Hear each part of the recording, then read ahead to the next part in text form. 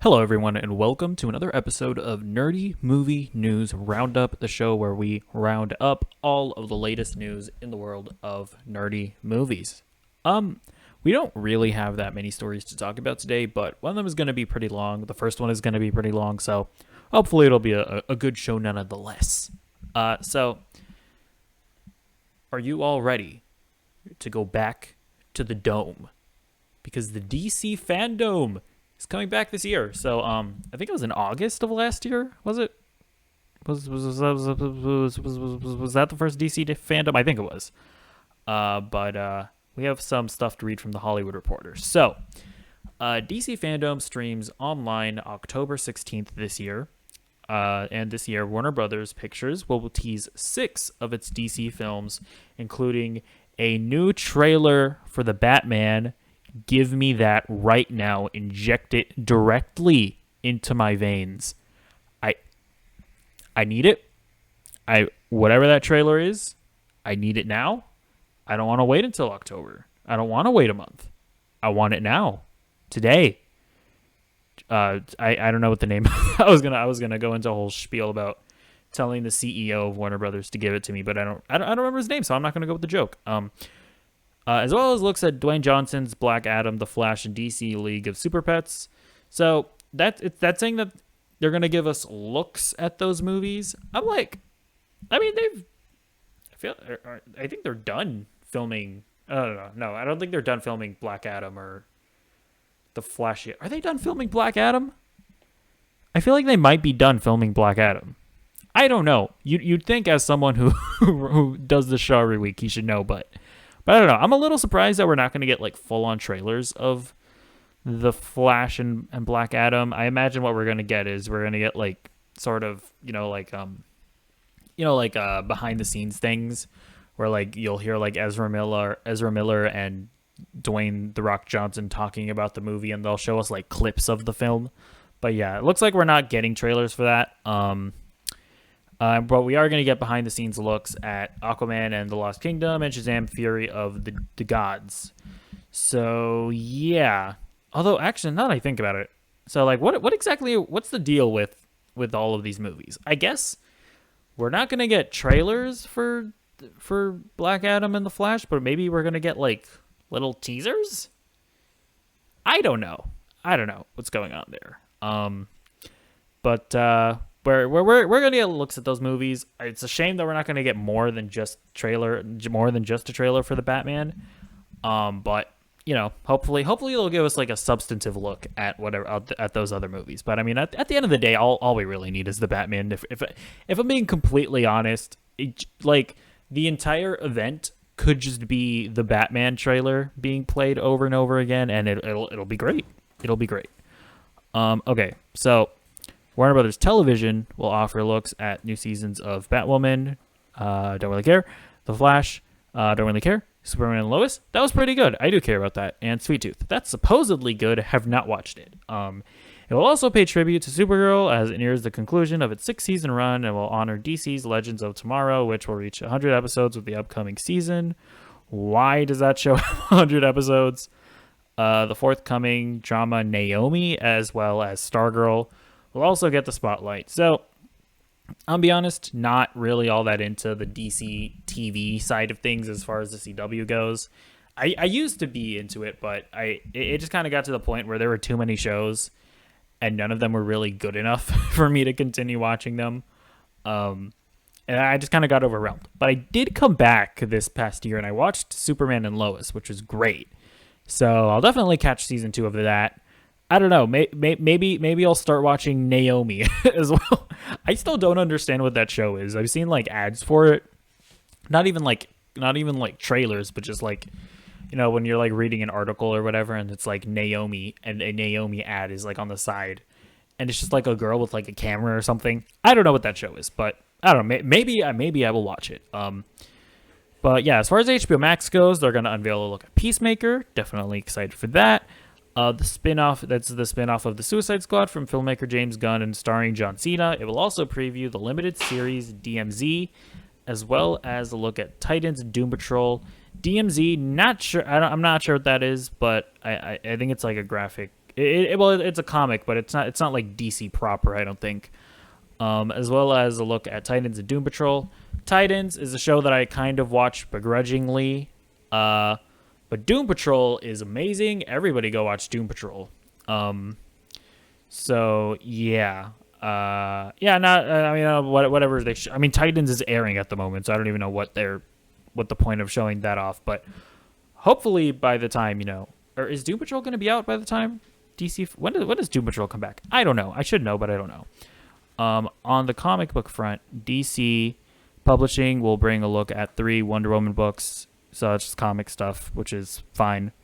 The publisher will also tease the future of the Batman/Fortnite comic crossover. I'm just gonna continue. Like, I didn't know that thing existed before I read this article. I'm gonna continue with in my life, pretending as if this book doesn't exist. And then some other Batman stuff, a Black Mana series, so that'll be cool. Warner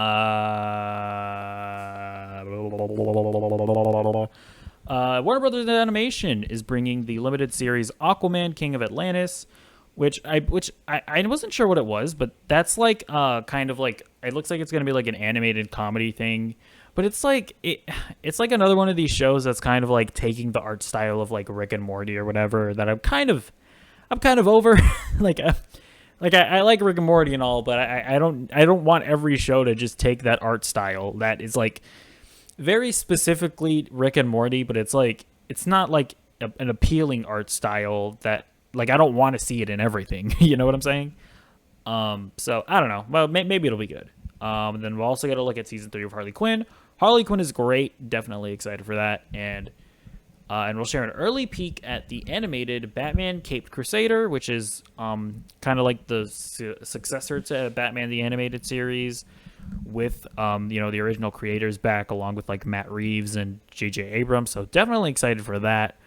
We'll also got a preview of Young Justice Phantoms. I never did come back to watch that last season of Young Justice that they made. I should get back to it. At some point, I just want to rewatch the entire show. And then Warner Brothers Home Entertainment is showing off Injustice and Catwoman Hunted. So yeah, those are the DC animated movies. They're really hit and miss. Sometimes they'll be amazing, like the Red Hood, and then other times you'll get just meh stuff that's just not even really worth watching. So hopefully they do a good job with Injustice, and I don't know, that Catwoman one hopefully is good, but it's I could totally see that being a throwaway movie. And on the gaming front, Warner Brothers Games will tease Gotham Knights, developed by Warner Brothers Games Montreal, and Suicide Squad Kill the Justice League, developed by Rocksteady Studios. Hell yeah, those games I am very much looking forward to. We'll probably get an even bigger deep dive into Gotham Knights, and hopefully we get some gameplay for Kill the Justice League. Because if you remember last time, we only got a CGI trailer. It was a good CGI trailer, but I was still left and I still am left not really knowing if this is going to be a live service game per se, or if it's going to be a linear, and by linear it's going to be open world, but if it's going to be a proper game that you just can play co-op if you want. I'm still not entirely sure what it is. And yeah, I want clarification on that, because I like the look of that trailer. I like the characterizations of these characters, but I'm just not into live service games, and I just want to know what it is. I want to know what it is. And it would just feel like such a waste if Rocksteady, if their talents were wasted on a live service game. And I mean, if you like live service games, and that's totally fair, but they're just one of the better developers out there, making really fantastic stories and single player experiences. And I don't know, we all saw what happened with the Avengers game, and I would not want that to happen with Suicide Squad. But yeah, overall, seems like a pretty decent Fandome. I enjoyed the Fandome last year. And hopefully we'll get some good content out of this one. I know there's probably still announcements and stuff that they could reveal as well. I remember the last time, I think there were these mystery events, weren't there? Where They were like, "Hey, there's a mystery here. Come watch our mystery event, and maybe something will get announced." I'm trying to remember what those were. I can't remember, but I know there were some of them. So yeah, hopefully we'll get some surprises. I know a lot of people are wanting to see like Henry Cavill coming back as Superman. Like we could get an announcement for like a Man of Steel 2, or an announcement that like Henry Cavill is coming. He's gonna be in Black Adam or something like that. Hopefully we'll get some stuff like that. But overall, excited for this. Excited for the future of DC. But yeah, for now we're just gonna move on to the next story because it's not much else to talk about. Okay. Shazam 2 is done filming. So the director, he went on his Instagram and he posted this picture. And it was like, yep, we're done filming. It's time to get some sleep. He wrote something like that in the caption. And so yeah, it looks like at some point in the movie, a room is going to get destroyed. Is Shazam going to be fighting somebody in a room? I guess. Or he's going to go through a room at some point. I don't know. But yeah, it's done filming. However, the release date is like in 2023, which is weird. I don't know why. Well, why is releasing that late? But I mean, it's probably more or less to do with like I don't know that it's necessarily that like the post production is going to take that long. It's probably more so just Warner Brothers looking at their 2022 slate of films and going, you know what? This is just gonna fit better in 2023. My guess is that that's the reason why they're doing it, and maybe they're trying to get ahead of like COVID, because we honestly still don't know how much longer this whole thing is gonna go for. So, I wouldn't be too worried about the release date, but it is something to keep note of that it is releasing in 2023 now. But it's done filming, so now it's just post production work. So yeah. But next story, Avatar: The Last Airbender. Now, a few shows back, we talked about the Netflix live action show, and we got to look at the cast, and whatever your feelings are towards that show, I thought the cast looked pretty good. I can't speak to their performance, their acting abilities, but they looked the part at least. So, but what some people may be forgetting is that we're not just getting that live action show. We're also getting new animated shows and animated movies by the showrunners of the original shows. And so we have some more information about that. So this is coming from Collider, and this is a quote from the Nickelodeon CEO. One of the other big projects that we're working on the theatrical front is Avatar. We signed a deal to bring the original creators of Avatar back into the studios. They started Avatar Studios, and they're well on their way in development on a series of CG films and a new Avatar series. So, basically what this quote is saying is that now, because I was under the understanding that the Avatar movies were going to just be on Paramount Plus, because it was initially reported that this studio was being created to create content for Paramount Plus, but apparently the movies are actually going to be getting theatrical releases, which is really interesting. And not only that, but those movies are also going to be CG animated instead of 2D animated. Which that I'm a little conflicted on, because it's not that I don't like CG animation. Like obviously like Pixar does great work, and certain DreamWorks movies are particularly good. So like it's not that I'm like inherently opposed to CG, but I don't know. We've just always watched Avatar in 2D, and the idea of it going into CG is just kind of weird. And we don't get that many 2D. We don't get much, like, or I guess I don't know. That's probably a lie, but at least like theatrically, we definitely don't get like 2D animation often, and like being able to throw a massive budget at 2D animation. So it's a little disappointing to see them wanting to go CG, but if these are going to be theatrical releases, then it just makes sense to do it that way, because unfortunately 2D animated movies just don't make that much money at the box office. It's unfortunate, but it's just the truth. But yeah, really weird. Really weird that they are deciding to go in this direction. Now, when you read the quote, it's like development on a series of CG films and a new Avatar series. Now, it doesn't explicitly say that the new Avatar series are going to be CG as well. But it also isn't saying that they're not necessarily. This is kind of a weird quote that even like the person that wrote the article was kind of confused about. But hopefully, I really hope that at least the shows that they're making are 2D. I really hope they don't go into with a CG animated show.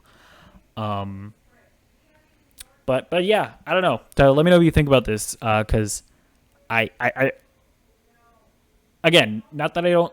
It's not that I hate CG animation or anything. I just Avatar's always been in 2D, and it seems like a weird pivot, you know. But anyways, whatever it ends up being, you know, like CG isn't inherently worse than 2D. So as long as it's good, it's good. But yeah, let me know what you think about that, and let me know what you like want new. What do you want out of like Avatar content? Like, do you just want a continuation of Aang and the gang's story, or like do you want them to go beyond Korra and, you know, continue telling more stories in this universe?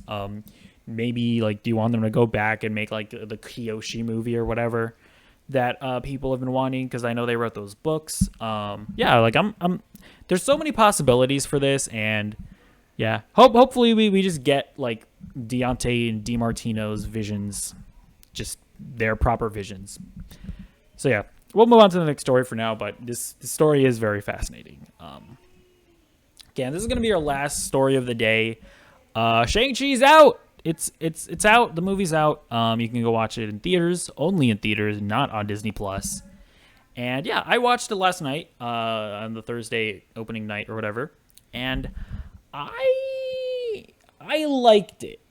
I liked it. I can't say I loved it, but I did like it. Now I'm alone in this, because if you look at like the Rotten Tomatoes, it has like a 96 or like a 92 Rotten critic rating, and it has like a 99 audience rating. So clearly people are loving this movie. I think for me, the biggest disappointment from it came from, I think, first of all, the action. Because here's the thing. It's not that I don't like big CGI Marvel fights or whatever. Like, those action sequences can be fun, but I really wanted like a bit more of a grounded sort of hand-to-hand combat feel from this movie, and we definitely do get some of that, and the stuff that we get is really good, but it just eventually it devolves into big CGI sequences, which is fine. It's fine enough. It wasn't like bad, but it was like, okay, we're getting where it's a Marvel movie. That's kind of what I started feeling after a while. And then from the story perspective, I do really like the character of Shang-Chi, and I think Simu Liu does a really good job in it, but I just think that some of the writing could have been a bit better. Like, Simu Liu, like his interactions with, you know, his father and with Awkwafina, I feel like they could have just been a bit better written so that I could really feel the connection between these characters. That being said, it's still a good movie. It's still a solid movie. And the actors do a good enough job that it kind of like it sort of supersedes the writing and makes it work at the end of the day. I just think it could have been better, and yeah, I can't say I love the movie as much as I really wanted to. So yeah, those are just my quick thoughts on the movie, but it is out. You can go watch it. Go watch it. It's totally worth seeing in theaters. And yeah, if you want if you want Spider-Man No Way Home to come out and not get delayed, then go watch this movie. Yeah. So, but yeah, that is going to be it for the show. Again, not many stories to talk about, but I went longer with a lot of these stories, you know, to make up for the time. So, let me know what you thought about these stories, and in the comments below. Like the video, punch it, destroy the like button, rip its heart out, Mortal Kombat style. Ring the bell to be notified whenever I upload a new video. And goodbye. Did I say subscribe? Subscribe. Bye.